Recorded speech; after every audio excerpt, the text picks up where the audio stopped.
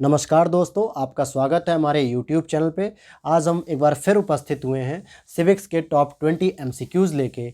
चलिए हम शुरू करते हैं अपने पहले प्रश्न से। और अभी तक जिन मित्रों ने हमारे चैनल को सब्सक्राइब न किया हो वो प्लीज़ सबसे पहले सब्सक्राइब कर लें और हमारे बेल नोटिफिकेशन को भी ऑन कर लें, जिससे उन्हें सबसे पहले वीडियो की अपडेट्स मिलती रहें। और इसी प्रकार की आप टेस्ट सीरीज के माध्यम से अपने सिविक्स, हिस्ट्री, इकोनॉमिक्स इन सब की आप तैयारी बहुत ही बेहतर तरीके से कर सकते हैं। और भी तरीके की हमारी प्लेलिस्ट वहाँ पे दी गई हुई है चैनल पर। चलिए शुरू करते हैं हम अपने पहले प्रश्न की ओर से। किसने कहा कि राज्य व्यक्ति का वृहद स्वरूप है? अर्थात जैसा स्वरूप व्यक्ति का होगा या जैसा चरित्र व्यक्ति का होगा वैसा ही चरित्र या स्वरूप राज्य का बनेगा। तो यह प्लेटो का स्टेटमेंट या सुकरात का या अरस्तु का या सेंट थॉमस एक्विनॉस का? तो सही जवाब हो जाएगा प्लेटो का स्टेटमेंट था ये। देखिए, सुकरात सबसे पहले होते हैं। सुकरात के जो शिष्य होते हैं वो प्लेटो होते हैं और प्लेटो के जो शिष्य होते हैं वो अरस्तु होते हैं और अरस्तु का जो शिष्य होता है वो सिकंदर होता है। कौन होता है दोस्तों? सिकंदर।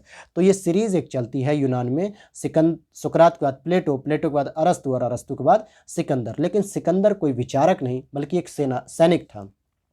आगे हम देखते हैं। दक्षिण अफ्रीका में महात्मा गांधी के आश्रम का क्या नाम है? फिनिक्स, साबरमती, सत्याग्रह, सर्वोदय? तो सही जवाब हो जाएगा फिनिक्स। फिनिक्स उनके आश्रम का नाम था। अगले प्रश्न पर चलें। किसने लिखा कि प्रजातांत्रिक समानता एक भयानक प्रपंच है? CD Burns, Burke, Bryce, Carlyle? तो इसका सही जवाब हो जाएगा बर्क। और बर्क स्वयं को रूढ़िवादी विचारक कहते हैं। कौन सा विचारक कहते हैं? रूढ़िवादी, यानी जो समाज में परिवर्तन के खिलाफ होते हैं, तो ऐसे लोगों को रूढ़िवादी कहा जाता है। अगले प्रश्न पर चलते हैं। राजनीतिक समानता कभी भी वास्तविक नहीं होती है जब तक कि यह आर्थिक समानता के साथ न हो। तो यह कथन JS मिल का, TH ग्रीन का, GDH कोल का या लास्की का है? तो इसका सही जवाब हो जाएगा लास्की साहब का है। जबकि अगले प्रश्न पे हम चलते हैं। समानता का अर्थ यह होता है कि सभी व्यक्तियों के लिए पर्याप्त अवसर प्राप्त होना चाहिए।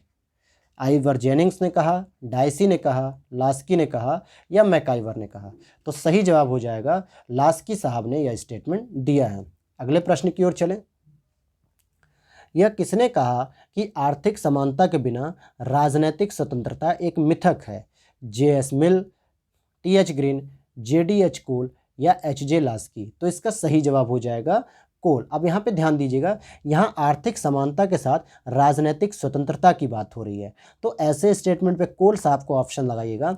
लेकिन आर्थिक समानता के साथ जब राजनीतिक समानता की बात होने लगे तो ऐसे स्टेटमेंट में आपको लास्की साहब को लगाना है, जो अभी इससे पहले 2 क्वेश्चन पहले हमने सॉल्व किया है। चलिए अगले प्रश्न पर हम चलते हैं। निम्नलिखित में से किस एक विचारक ने स्वतंत्रता तथा समानता को एक दूसरे का पूरक बताया है? Lord Acton, MacIver, Machiavelli, de Tocqueville? तो इसका सही जवाब हो जाएगा मैकाइवर साहब ने यह बताया है एक दूसरे का पूरक। चलिए अगले प्रश्न पर चलते हैं। शिमला समझौते पर हस्ताक्षर किसने किए थे?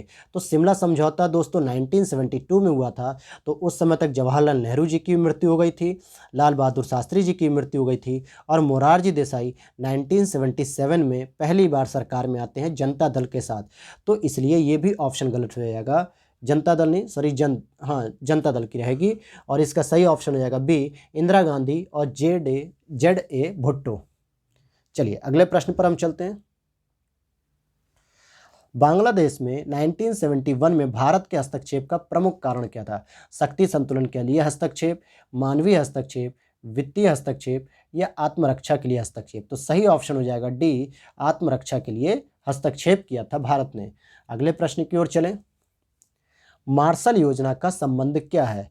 जर्मनी की सहायता से, सोवियत संघ की सहायता से, पश्चिमी यूरोप की सहायता से, पूर्वी यूरोप की सहायता से? तो देखिए, जब सेकेंड वर्ल्ड वॉर समाप्त हुआ था तब जाके अमेरिका ने अपनी मुनरो पॉलिसी को त्याग दिया था। मुनरो पॉलिसी, और मुनरो पॉलिसी क्या कहती है कि यूरोपीय मामलों से अलग रहना। लेकिन जब द्वितीय विश्व युद्ध के बाद यूरोप में कोई बड़ी शक्ति नहीं रह गई थी तो USA ने अपनी मुनरो पॉलिसी को त्याग दिया और मार्शल पॉलिसी या मार्शल योजना के तहत पश्चिमी यूरोप के देशों को आर्थिक सहायता देकर यूरोप के पश्चिमी देशों में अपना प्रभाव बढ़ाने का प्रयास किया और वहीं से पश्चिम यूरोप में अमेरिका, जबकि पूर्वी यूरोप में रसिया ने अपना प्रभाव बढ़ाना शुरू कर दिया, यूएसएसआर ने, और तभी कोल्ड वार की शुरुआत हो जाती है। तो इसका सही जवाब हो जाएगा सी ऑप्शन। चलिए अगले प्रश्न पर चलते हैं। भूतपूर्व सोवियत संविधान ने अपनी संघीय इकाइयों को कुछ ऐसे अधिकार दिए थे जो भारतीय तथा अमेरिकी संघों ने अपनी इकाइयों को नहीं दिए हैं। ध्यान दीजिएगा, यहाँ मैं यूएसएसआर की बात कर रहा हूँ, लेकिन जब रसिया बना है तो उसने कुछ अपने संविधान में परिवर्तन भी किए हैं। चलिए, पहले तो हमसे पूछा जा रहा है कि यूएसएसआर ने जो दिए हैं वो प्रोविज़न कौन से हैं। विदेशी शक्तियों के साथ संबंध स्थापित करना, संघ से अलग हो सकना, अलग सेना रखना और किसी क्षेत्रीय संगठन में सम्मिलित होना। तो सही जवाब हो जाएगा इसका 1 और 2, यानी स्टेटमेंट फर्स्ट और सेकंड सही है। अगले प्रश्न पर चलें। कौन यह मानता है कि राज्य व्यक्ति से पूर्व है?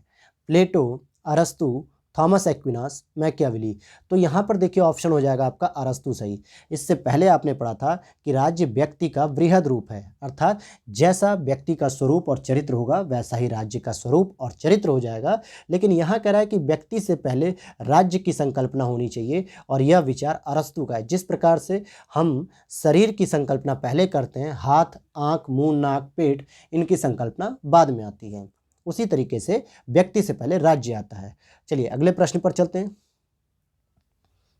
मिखाइल गोर्बाचेव जो यूएसएसआर के राष्ट्रपति रह चुके हैं, इन्होंने क्या प्रस्तावित किया था? पूंजीवादी देशों के साथ मित्रता, ग्लासनोस्त और पेरेस्ट्रॉइका, चीन के साथ संधि, पूर्वी यूरोप का सैन्यीकरण। तो सही जवाब हो जाएगा बी, ग्लासनोस्त, अर्थात अर्थव्यवस्था को खुलापन करना, यानी ओपन इकोनॉमी करना, और बाहर की विदेशी कंपनियों को जो है कि इन्वेस्ट करने के लिए बुलाना। और पेरेस्ट्रॉइका का मतलब होता है एक तरीके से रिफॉर्म करना, इंफ्रास्ट्रक्चर को डेवलप करना, यानी पुनर्निर्माण करना।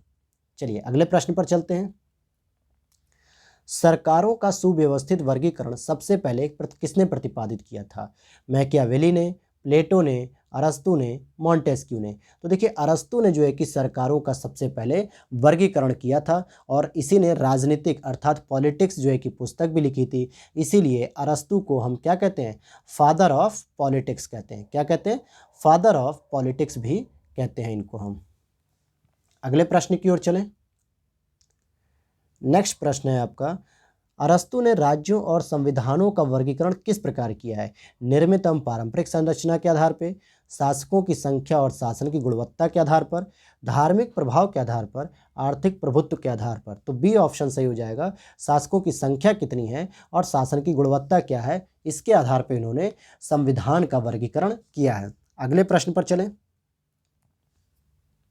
अरस्तु के अनुसार राज्य का अस्तित्व दैवी इच्छा का परिणाम है, बल और भय का परिणाम है, केवल राजनीतिक और धार्मिक संयोग है, या विकास का परिणाम है? तो डी ऑप्शन सही हो जाएगा, यह विकास का परिणाम माना जाता है।